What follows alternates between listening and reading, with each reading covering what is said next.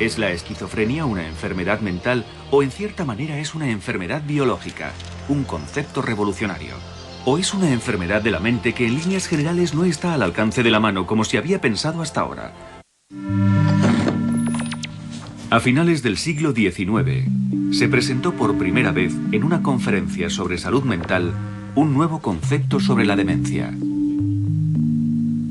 Enfermedad conocida por aquel entonces como esquizofrenia.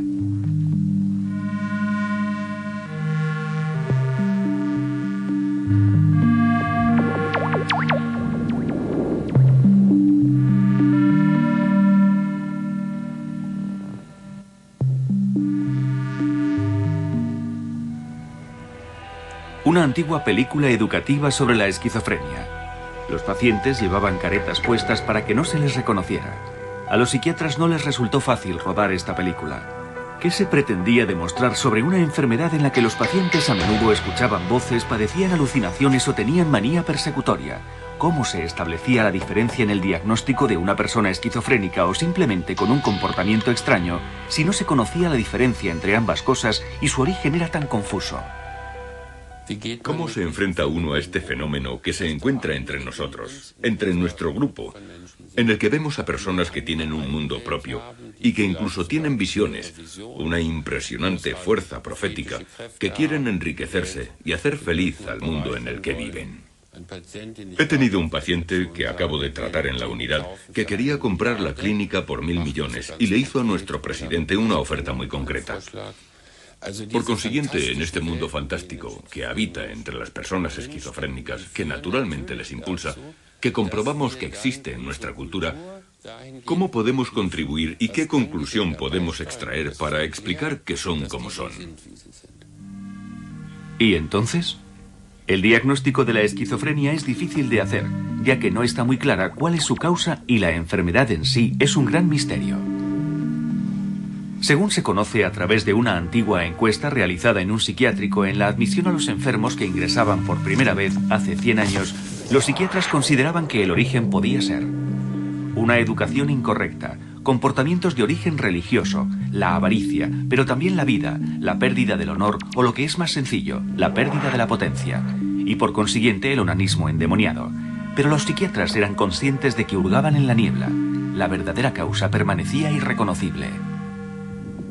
Desconocida.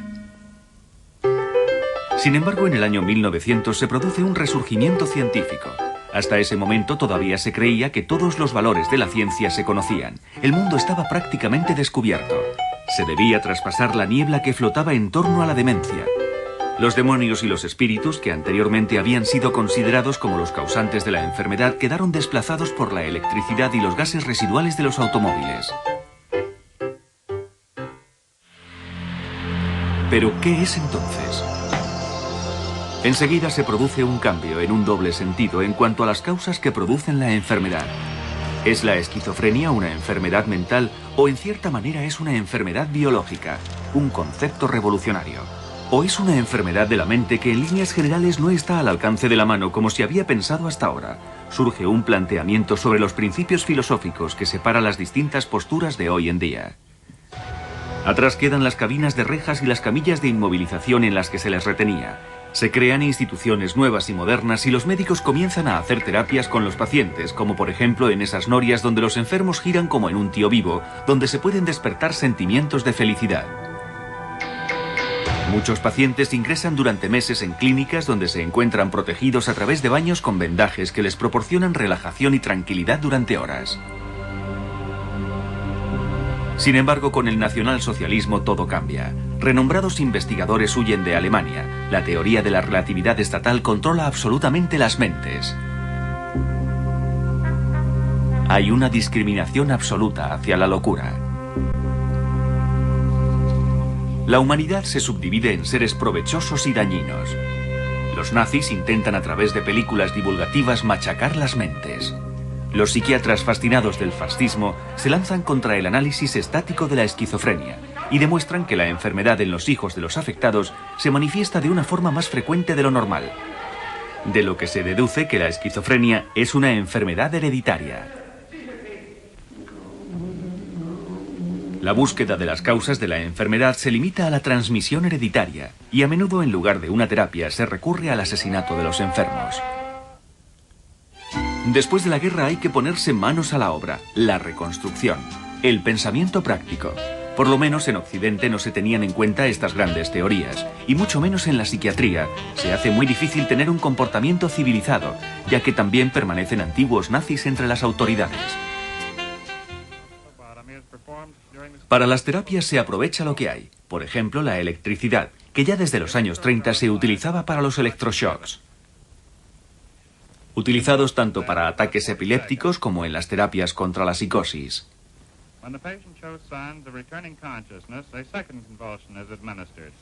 También los electroshocks se utilizaban parcialmente para los preparativos y a continuación las operaciones de cerebro, las lobotomías.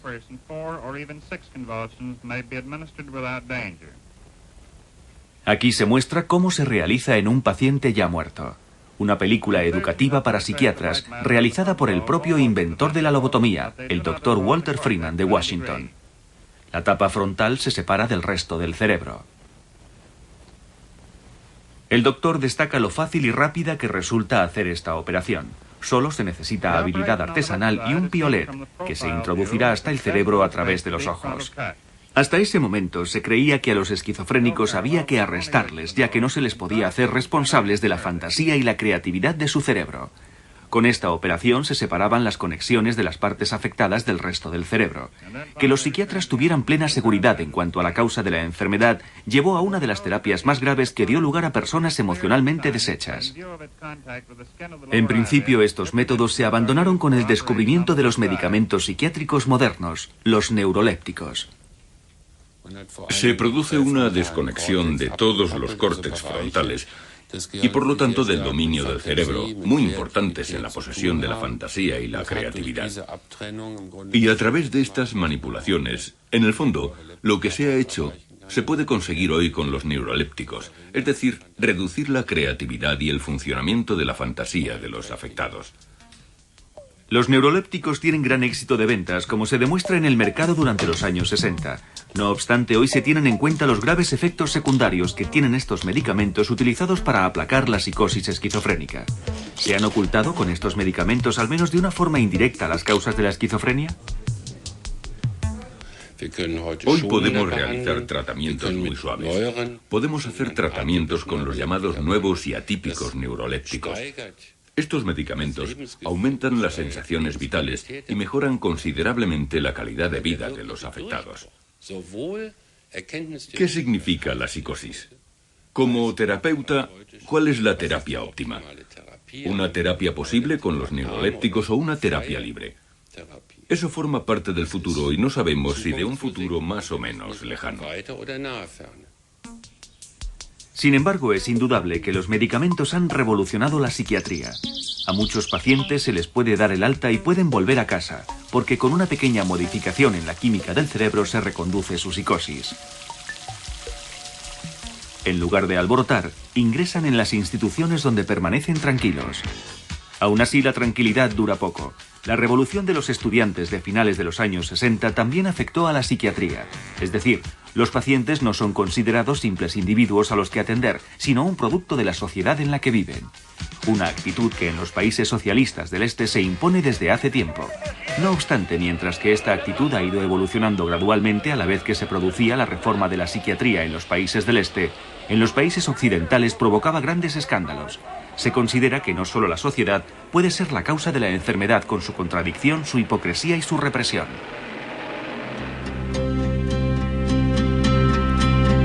El punto culminante de esta opinión lo encontramos en Heidelberg, en el colectivo de pacientes socialista. Al aceptar que el enfermo de esquizofrenia especialmente sensible se encuentra afectado por la injusticia y la contradicción de la sociedad, este se convierte en un revolucionario. La enfermedad se ve desde un punto de vista positivo, ya que se abren los ojos hacia ella y se politiza frente al sentimiento autoritario del Estado.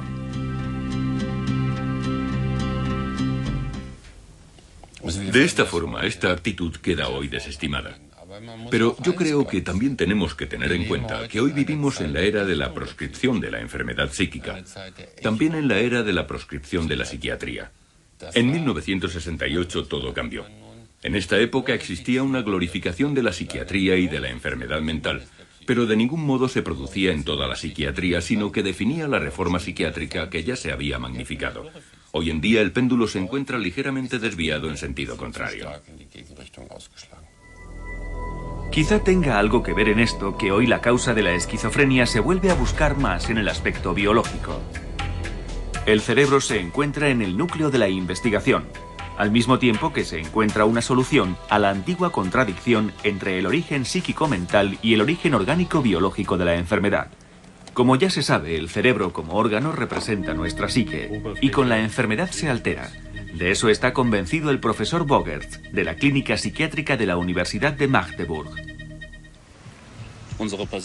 Nuestra personalidad está en nuestro cerebro. La esquizofrenia es un trastorno patológico de nuestro cerebro.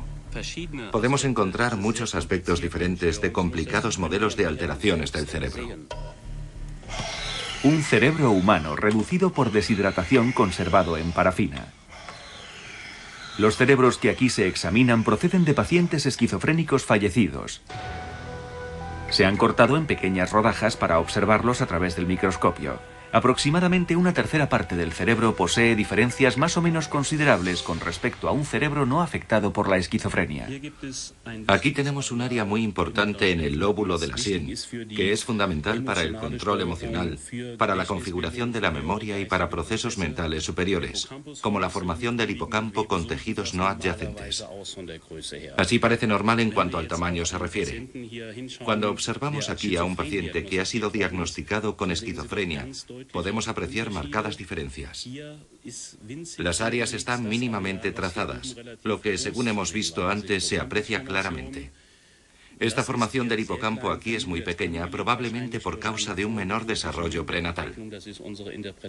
Esta es nuestra interpretación. La corteza cerebral de este lado es considerablemente menor, como se ve aquí, que en la parte análoga opuesta. Por consiguiente, estas áreas, importantes para la interpretación, la memoria, la filtración de las emociones, se reducen de forma acentuada en la estructura y en la función que desempeñan. Con la investigación de Magdeburg se mide al milímetro el volumen de cavidades del cerebro que se encuentran llenas de líquido. En lugar de masa cerebral aparecen sencillamente agujeros. Como se puede observar, estos agujeros que todo el mundo tiene en los cerebros esquizofrénicos son más grandes que en los cerebros sanos.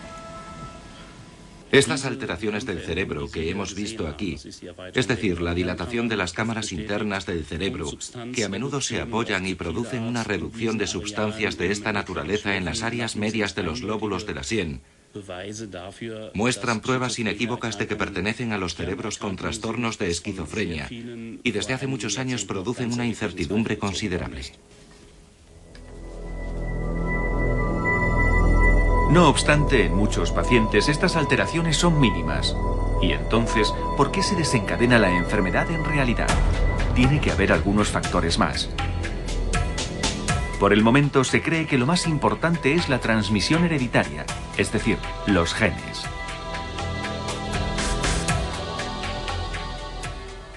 El Instituto de Genética Humana de la Universidad de Bonn. Aquí se afirma que la esquizofrenia es hereditaria.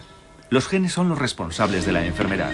El profesor Propping está a la caza del gen de la esquizofrenia. Está convencido de que en algún lugar de nuestro ADN se encuentra dicho gen.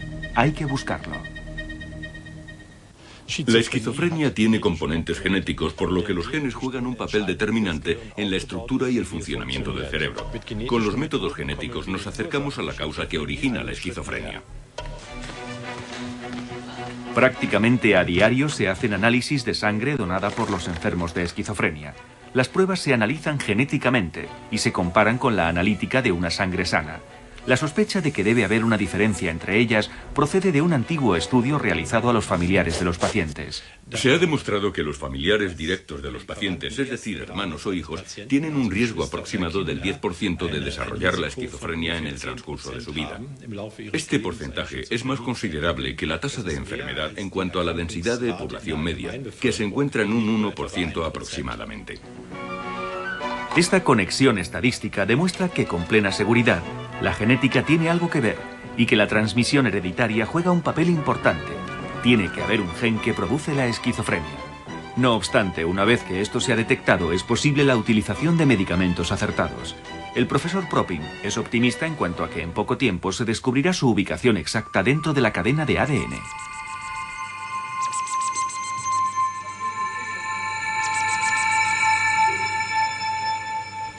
La comunidad científica ha aislado diferentes regiones cromosómicas que predisponen a la esquizofrenia, en las que se puede localizar el gen con mayor probabilidad.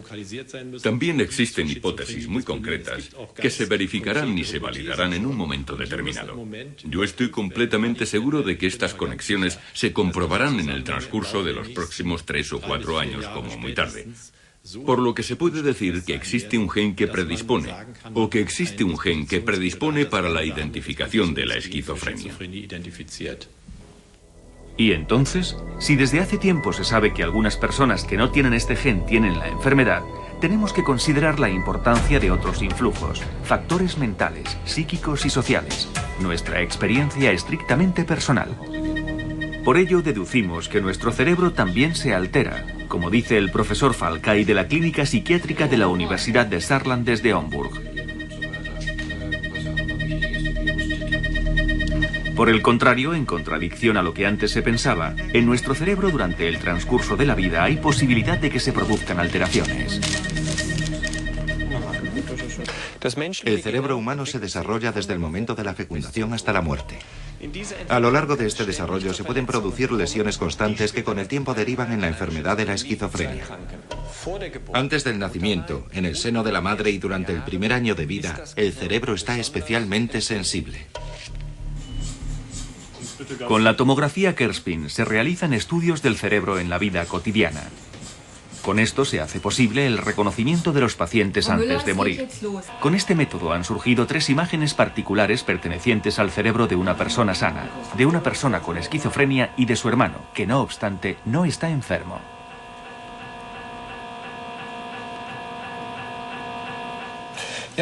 Podemos observar aquí en la parte izquierda el cerebro de una persona controlada.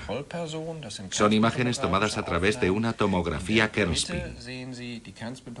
En el medio podemos ver la imagen del cerebro del hermano de un enfermo que no tiene esquizofrenia. A la derecha podemos ver juntas las imágenes de los cerebros de los 2 hermanos, uno de los cuales tiene la enfermedad. Es muy interesante observar cómo los compartimentos del cerebro de los 2 hermanos están llenos de líquido, si los comparamos con el cerebro de la persona controlada. De lo que se puede deducir que el riesgo genético, así como el riesgo potencial de desarrollar esta enfermedad, no significa que en realidad se desarrolle, sino que está también vinculado a cambios en los tejidos del cerebro. No obstante, este riesgo se debe tener en cuenta junto con la influencia de otros factores medioambientales, como por ejemplo las complicaciones en el embarazo y el parto, que en el caso de estas 2 personas de hecho existieron. Aquí se aprecia un incremento acentuado de las alteraciones. El riesgo del nacimiento. En el recorrido a través del canal del parto, el cerebro del bebé está expuesto a una tensión extrema, meramente funcional. En el caso de que exista alguna complicación, el cerebro del bebé puede sufrir algún daño. Un daño que por la predisposición genética de las personas puede desencadenar el desarrollo de la esquizofrenia. Pero también se pueden producir influencias negativas en etapas más tardías de la vida, como puede ser la pubertad, la presión social, malas experiencias, miedo, así como el entorno social, por lo que el trastorno puede tener consecuencias en el cerebro y puede producir manifestaciones agudas de la enfermedad. Donde se fomenta mucha presión, donde cuenta la producción por encima de todas las cosas, donde hay pocas relaciones personales, donde exista la noción de que lo que a mí se me consiente se puede volver a prohibir en ese mismo instante, o donde da igual lo que se haga, todo está mal, donde se presiona psíquicamente para expresarnos de una forma sencilla, ahí es fácil que exista una predisposición para la enfermedad. Pero ¿cómo se llega a esto? ¿Qué hace el entorno? ¿Cómo afecta el estrés al cerebro, a sus células, a la sinapsis, a los receptores y a los transmisores? Un terreno muy relacionado con la electricidad y la química.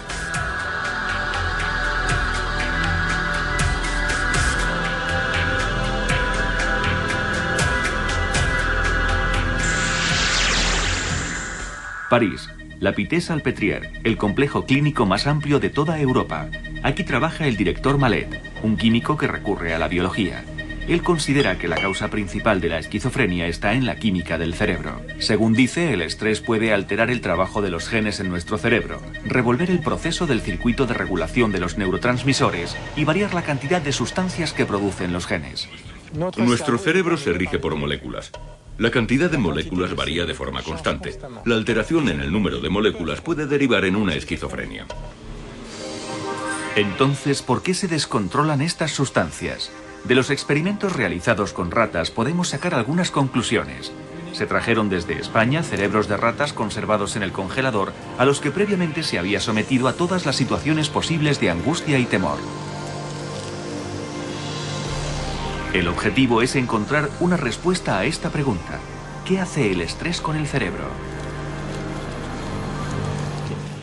El estrés va a modificar la expresión. El estrés ejerce una influencia sobre el cerebro, al igual que los genes y las moléculas. Y nos podemos imaginar que estas moléculas, que no son normales, no pueden responder de una manera tan potente ante el estrés como lo hacen las moléculas normales, y hacen imposible la compensación de la repercusión del estrés.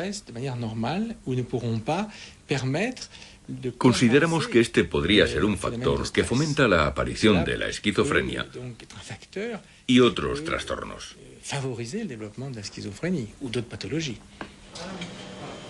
El proyecto más ambicioso, un chip biológico que debe analizar simultáneamente la producción de hasta más de 10.000 genes.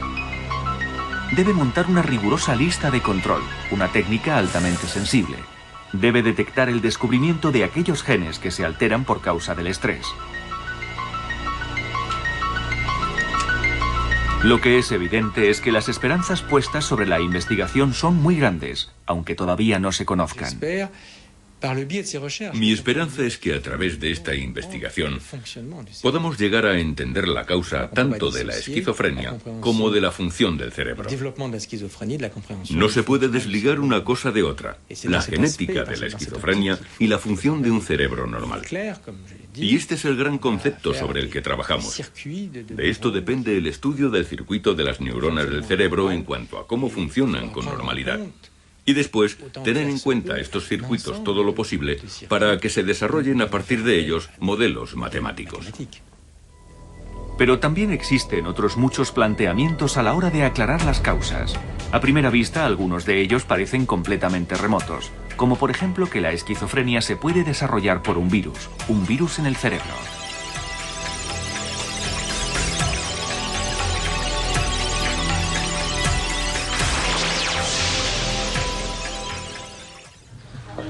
Esta es la opinión del profesor Wächter, de las clínicas psiquiátricas Versick, en Günzburg, Ulm. Ha tenido que soportar mucha aversión por causa de su tesis sobre los virus, pero él puede señalar que ha curado a muchos pacientes a los que se consideraba sin remedio.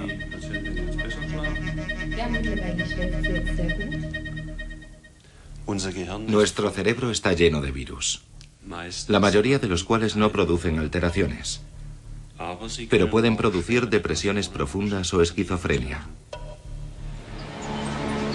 Durante mucho tiempo se ha creído que en el cerebro no se podían encontrar virus y que los límites de accesibilidad del cerebro no se podían rebasar. Pero ahora se sabe que se puede acceder a él a través de los conductos nerviosos, como por ejemplo los conductos de la nariz o los conductos olfativos que conducen directamente al mismo. Todos tenemos muchos virus en el cerebro. Esto está dentro de lo normal y estamos preparados para ello. Es decir, nuestro sistema inmunológico los puede paralizar. Pero puede suceder que el sistema inmunológico no esté lo suficientemente preparado o que se desoriente. Y entonces pueden surgir los primeros problemas, alteraciones en las funciones o casos peores, incluso la muerte de las células. Desde el punto de vista del profesor Wächter, no es posible el contagio de la esquizofrenia. Él lo demuestra con los resultados de su terapia, la filtración lumbar. Con esta terapia, los conductos nerviosos que circundan nuestro cerebro y nuestra médula espinal se derivan, se filtran y se vuelven a bombear a través de una cánula. Una terapia muy poco común para la esquizofrenia. Una filtración que se realiza durante una semana completa. Cuando finalmente no se detecta ningún virus en la filtración, se demuestra que la infección producida por los virus no es peligrosa en realidad, sino que es una reacción excesiva del sistema inmunológico. No hemos conseguido filtrar los virus con absoluta certeza. Lo que en realidad hemos hecho es analizar y filtrar las proteínas de la infección e inmunizarlas en un 100%. Con el análisis de estas células se ha demostrado por primera vez que efectivamente estas células se activan y constituyen un peligro para el sistema nervioso. Hoy su paciente se encuentra otra vez bien. Desde hace 5 años, cuando ingresó en la clínica de Günzburg por primera vez, parece otra, ya que por aquel entonces tenía incluso muestras físicas de la enfermedad. ¿Entonces se ha encontrado la causa que produce la esquizofrenia? De ninguna manera. ¿Por qué la reacción del sistema inmunológico ante los virus no supone ningún problema para algunas personas y para otras es fatal? Los virus en sí mismos no pueden ser la causa. ¿Pero qué es entonces? La incertidumbre continúa. En realidad todos tienen razón, de lo que se deduce que no existe un concepto general. Yo mantengo que el cerebro es una máquina interactiva. Mientras pensemos que el cerebro es simplemente un órgano como el hígado o el bazo, donde cada célula hace su propia función, no llegaremos a nada. Posiblemente todos los sistemas estén intactos. Los esquizofrénicos no están enfermos, solo están enfermos por la forma en la que se interrelacionan las distintas partes en su cerebro. Son frecuentes las interrelaciones entre las distintas partes del cerebro: hipocampo e hipotálamo, amígdala y córtex parafrontal y lo que ello conlleva. De esta forma, cuando una parte no tiene mucha información de la otra, es evidente, conversan continuamente y se influencian de forma recíproca.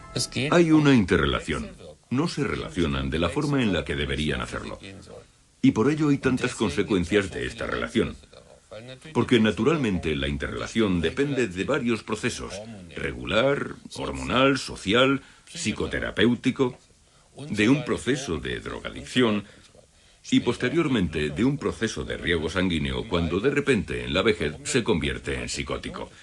¿Por qué se llega a ser psicótico con los años? Todavía no sabemos la causa. Puede ser simplemente por motivos de riego sanguíneo, sí. Lo que está absolutamente claro es el por qué la psicosis a este respecto es una cosa completamente diferente de la enfermedad de Alzheimer o del Parkinson. Lo podemos decir con tranquilidad. El sistema no está debidamente ordenado y no produce lo que se espera de él, por lo que se enferma. Pero eso no ocurre con la esquizofrenia.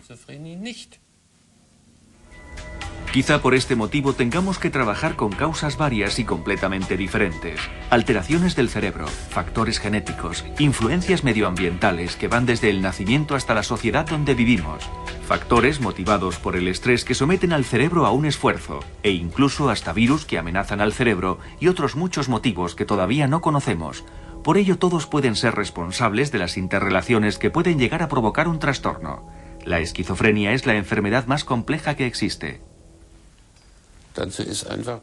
El sufrimiento de un esquizofrénico es tan horroroso que sería terrible que alguien afirmara: tengo la terapia óptima que termina con el mal desde la raíz. No es el caso.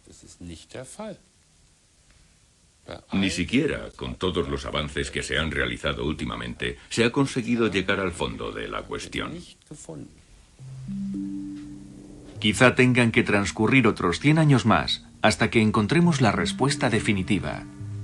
Quizá se descubran muchas más causas que originan esta enfermedad. Quizá podamos, pero quizá sea sencillamente imposible.